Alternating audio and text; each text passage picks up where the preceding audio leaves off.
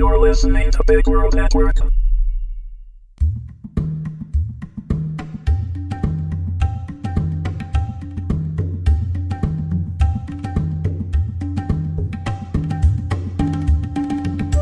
Phineas Frakture and the Princess of Atlantis. Episode 9. Written by Joseph Gatch. Read by Michael Young. "He did it!" yelled Abigail and Ashira simultaneously. In the distance they watched the mighty mechanical beast crumple like a house of cards. Several flashes followed, and Ashira feared what might be happening. "Milos! Phineas is in trouble!" Ashira shouted below. "I can get us there," Abigail said, starting up the craft. "We will not make it in time. Milos must go." Down below, William was already pulling out another suit. Milos put up his hand as he cycled the airlock and stepped in. "Don't worry about that. I am faster without it." William, completely flabbergasted, watched in horror as Milos slammed the door shut and then expelled himself from the ship. William quickly climbed up to the main deck and joined the others in the cockpit. "Milos just went outside, without a suit." "It is all right," Ashira said. "Look." Outside, Milos swam by. As they watched, his legs fused together and his feet blossomed into a tail. Abigail and William observed in wonder while Milos started off towards Phineas. "He's a mare," said William, "but they don't exist. They're just a fairy tale." He looked at Ashira and the ministers.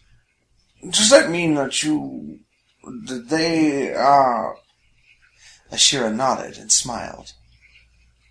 "This trip has really ruined my affection for seafood," William added.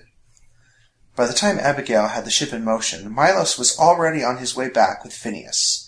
He swam faster than humanly possible, much to Abigail and William's relief. A few seconds later, they heard the outer hatch close. Leaving the ship in control of one of the Atlantean soldiers, Abigail, William, and Ashira headed down to the lower level to meet Milos. Milos had already returned to his human form when they arrived, and was pulling the helmet off of Phineas. He looked up as they burst into the room and winked. "I told you that there were a few more differences between us," Milos said. "His tank was punctured by a harpoon, but I think that I made it in time to keep him alive." Ashira saw the concern on Abigail's face. "We Atlanteans, mer people, have the ability to extend our life force around others while underwater. That is how we were able to be transported down here without a ship. Milos did it again to save Phineas." There was a cough, and Phineas sat bolt upright, looking around. "How?" "Milos saved your butt. Again," said Abigail. "It's becoming a habit." Ashira bent down and hugged Phineas. "Thank you. You stopped it, as promised." "Well, not the way I planned it, but it will do.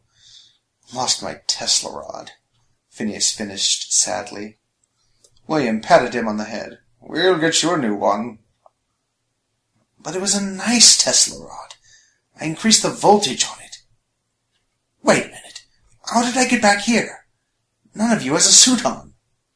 "I'll explain later," William said as he helped unhook the tank from Phineas's back. He held it up, inspecting the harpoon sticking through it. "Why, just a few more inches and you would have been skewered." "Ow!" William touched the spear tip. "This thing is like a razor. It's no wonder they can cut through these ships." "It would have to be. Down here the metals have a higher density due to the pressure. What we consider strong on land would crumble down here," said Phineas. He was soon fully out of the diving suit, and felt light as a feather after being in the heavy material. Despite his fatigue and recent brush with death, he quickly bounded up the ladder to the main deck. The ministers, upon seeing him, gave a deep bow of gratitude, while the soldiers saluted him. "All in a day's work," Phineas said nonchalantly. "Shall we continue?" Abigail took the pilot's seat again, with Milos next to her. William maneuvered himself into the cockpit, not wanting to be banished to the rear any longer. "Signal the fleet to resume," Ashira said. "Just out of curiosity," said William, "how do you communicate with each other down here? Radio doesn't work this deep." high frequency, answered Milos, like that of whales. It is transmitted and received through ports on the top of the ship. Our ears are accustomed to hearing it, while yours probably can't even detect it. As a matter of fact, the chatter has been non-stop since we left the station. Now, all they are talking about is what just occurred. Phineas is quickly becoming a local hero.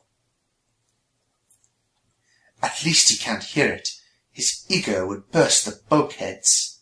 Phineas grunted, folded his arms, and sulked. Next to him, Ashira tried to make small talk. We should be there in about 20 minutes, she said. Phineas just nodded and seemed to avoid eye contact. I was impressed with your plan, Ashira continued. Do you have much military experience? I'm a pacifist by nature. I'd rather teach and work in my lab than have anything to do with war, Phineas replied. I couldn't tell. You devised it with such ease, just by looking at a map. Phineas seemed insulted by the remark, but then quickly dismissed it. I've always been able to see where the cock fits to get the proper end result. Ashira looked confused. What do you mean by that? Phineas leaned forward. It's like the room that we were in. The room where we were, joined. Abigail turned quickly and motioned for Ashira to not say anything. Ashira smiled at Abigail's impending pleasure. Phineas continued without noticing either of them. One cog can change the desired outcome of the whole machine just by the size, number of teeth, and direction. It can make the whole machine move faster, slower, or stop altogether, or can even destroy it. Everything we do also affects future outcomes. I just look at one point, take all the known factors into consideration, and trace it to the desired outcome. Are you saying that you are the cog that makes things change? That sounds rather arrogant, don't you think? Ashira remarked. Not arrogance. Reality. I was once told that one man can't make a difference. This was by the same man who said that we would control the oceans. Today, I'm proving him wrong. I may not be able to stop the coming war, but I can derail their efforts and make it harder for them to wage war. Consider me the wrench in the works. I am not familiar with that term, but I will take your word for it.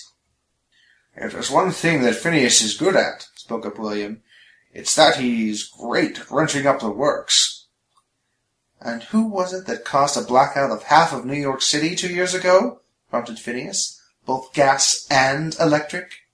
It's not my fault that you don't know the difference between a gas line and a water pipe. You said, Boys, shouted Abigail, stop your bickering and take a look out the window. Both Phineas and William craned their necks and peered out the portal. Ahead, several lighted spires rose up from the ocean floor. Around them, creating a spiral pattern, many domes dotted the landscape, connecting to each other to form one giant city. Your orders, cousin? asked Milos. My orders? answered Ashira. My orders are simple. Attack.